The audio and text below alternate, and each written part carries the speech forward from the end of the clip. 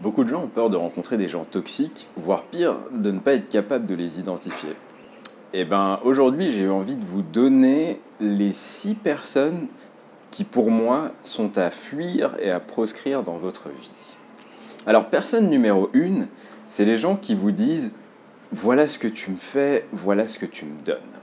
Alors, ça peut vous paraître anodin, mais si vous écoutez bien la mélodie de ces personnes, en gros, ils vont pas arrêter de vous dire comment ils vivent le fait d'être dans votre univers, ce que ça leur apporte, le plaisir qu'ils ont, etc., etc. Et si vous écoutez bien la mélodie, ce qu'ils vous disent en réalité, c'est je ne sais pas qui tu es, ça ne m'intéresse pas. Ce qui m'intéresse, c'est ce que tu me fais et c'est l'expérience que je fais de toi.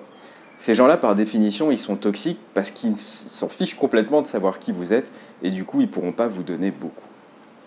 Deuxième type de personnes, c'est les gens que j'appelle les gens flaky. Et je connais bien, je suis sorti, c'était mon style de femme pendant un long moment. Mais les gens flaky, c'est les gens qui, on ne sait pas pourquoi, ils sont jamais là. La meilleure métaphore que je peux vous donner, c'est celle du papillon. C'est ces gens qui sont insaisissables, ils sont là, ils sont pas là. À un moment, ils vous donnent beaucoup et à un moment, ils sont juste plus là. Et ils ont toujours une excuse de pourquoi ils sont pas là et ça a toujours l'air d'avoir du sens. Mais la réalité, c'est qu'ils sont juste pas là et qu'ils ne seront pas forcément là quand vous en aurez besoin. Et surtout, un jour ou l'autre, ils partiront définitivement. Personne numéro 3, ce sont les gens qui sont dans ce qu'on peut appeler une phase de dévoiement, c'est-à-dire qui sont dans une phase de leur vie dans laquelle ils ont besoin de faire n'importe quoi. Et pourquoi ? Parce qu'ils essayent de comprendre quelque chose, ils essayent de passer à une nouvelle phase, et ça passe par se détruire, trop boire, faire n'importe quoi, jouer avec les gens pour tester les limites des choses, etc. Et donc c'est hyper simple à identifier. C'est des gens fun en général, parce que du coup c'est vivant, il se passe des choses, etc. Mais si vous réfléchissez bien, c'est des gens qui sont en train d'essayer de se détruire pour se dégoûter de ce qu'ils font, pour passer à la phase d'après. Du coup, si vous les rencontrez et vous voulez passer du temps avec eux, bah vous vous exposez à faire partie de cette chaîne de souffrance et de déchéance. Ça ne veut pas dire que vous ne pouvez pas transcender cette phase avec eux, mais vous vous exposez à beaucoup de souffrance. Personne numéro 4, c'est les gens qui ont une checklist. C'est des gens qui, en gros, ont des amis, se mettent en couple avec des gens parce qu'ils veulent vivre une certaine expérience. Alors ils se disent « Ah, il faudrait que je sorte avec tel type de personne. Ah, il faudrait que j'ai un ami qui fasse ça dans la vie, etc. » Et donc, c'est des gens qui sont intéressés par vivre une expérience temporaire.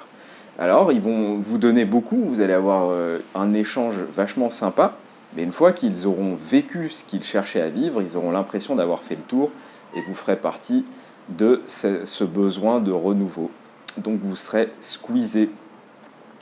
Personne numéro 5, vous avez les gens que j'appelle auto-centrés, c'est-à-dire qui sont le centre de leur univers et qui ne pensent qu'à eux. Alors sur Instagram, c'est hyper simple de les repérer. En général, ils ont des comptes où il n'y a que leur tête, tous les jours. Parce qu'apparemment, on a vraiment besoin de voir les nuances de leurs expressions faciales et de l'évolution de leurs rides en temps réel. Très important. Et les gens qui sont auto-centrés, je ne sais même pas s'il y a besoin de l'expliquer, mais c'est des gens dont le monde tourne autour d'eux-mêmes et eux-mêmes uniquement. Donc ils n'ont même pas le temps de savoir qui vous êtes, où vous êtes et ce que vous faites. En fait, ils ne sont même pas dans une relation avec vous. Contrairement au premier dont je vous parlais, qui s'intéressait à ce que vous leur faisiez, au moins ils voient que vous existez et que vous faites quelque chose sur eux. Eux, ils n'ont pas besoin, en fait. Ils ne savent pas forcément que vous êtes dans une relation. Et enfin, le type de personne qui sera le plus controversé et qui risque d'énerver beaucoup, mais c'est les gens qui sont fiers d'être médiocres. Alors ce que je veux dire par là, c'est qu'il y a des gens qui vont vous sortir des phrases caractéristiques du genre « Bah, qu'est-ce que tu voulais que je fasse de mieux ?» ou « Bah, je fais quoi d'autre ?» et qui en gros considèrent que ce qu'ils font, quelque part, c'est la perfection. Il n'y a pas mieux. Et du coup, même si ça vous fait du mal, même si c'est mauvais, même si ça n'apporte rien, même si c'est contre-productif, ben, qu'est-ce qu'ils pourraient faire de mieux ? C'est ce qu'ils sont et ils ne peuvent pas prétendre à plus. Donc voilà, ils se complaisent dans leur médiocrité et ils estiment que c'est le standard. Voilà pour moi les 6 personnes qu'il faut fuir dès que vous les rencontrez si vous ne voulez pas être dans une relation toxique, relation amicale ou sentimentale, ça ne change rien.